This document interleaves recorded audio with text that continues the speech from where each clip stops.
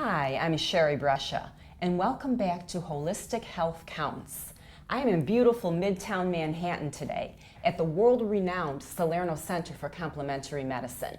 And my very special guest today is Dr. John Salerno. Now, I'll just give you a little background about Dr. Salerno. He really is innovative in his approach to medical care. He blends both traditional Western protocols with holistic health measures and really creates a unique, individualized treatment program for each of his patients. You feel like you are not only with your doctor, but your best friend. So it is my absolute pleasure to have Dr. Salerno with me today. Thank you so much, Sherry. It's a pleasure to be with you. Super. We are going to be talking about a very interesting subject today. It's something that we're seeing more and more of, unfortunately.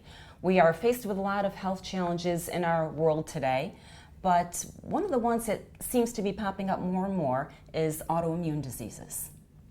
I believe upwards of 80 autoimmune conditions have been identified so far, and I think the current statistic is 1 in 12 people has some kind of autoimmune condition.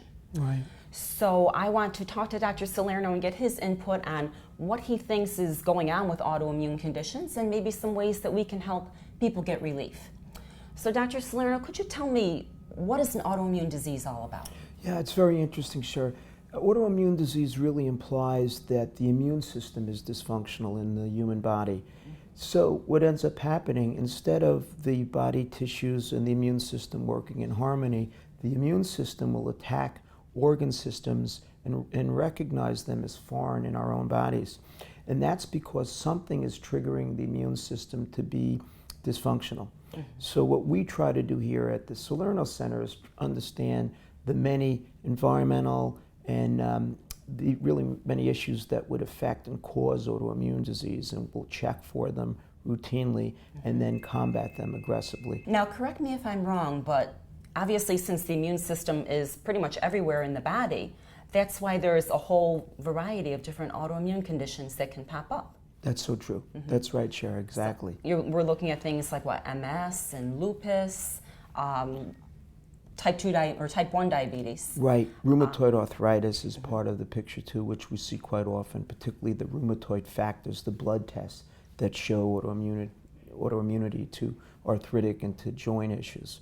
So, and yeah, right, there's probably 70 or 80 different types of autoimmune responses that we're picking up today, and it clearly affects our health, from chronic fatigue to MS, as you said, to neurological conditions, and it's becoming much more rampant over the last 5 or 6 years. Right, right.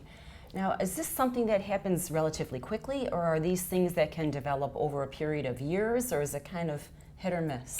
It's hit or miss. We see a lot of thyroid autoimmunity can develop pretty quickly.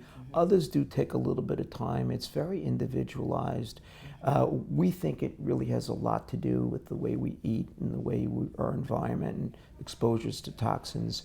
So it depends on the toxic exposure that our individual patient has been exposed to over a lifetime. That really dictates the speed to which these autoimmune responses occur.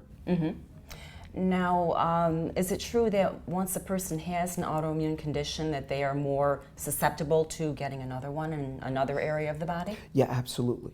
That's why at the first sign of any initial autoimmune response, we like to get aggressive nutritionally, of course, and of course environmentally, to try to stop that, because you're right, other autoimmune issues would occur rapidly.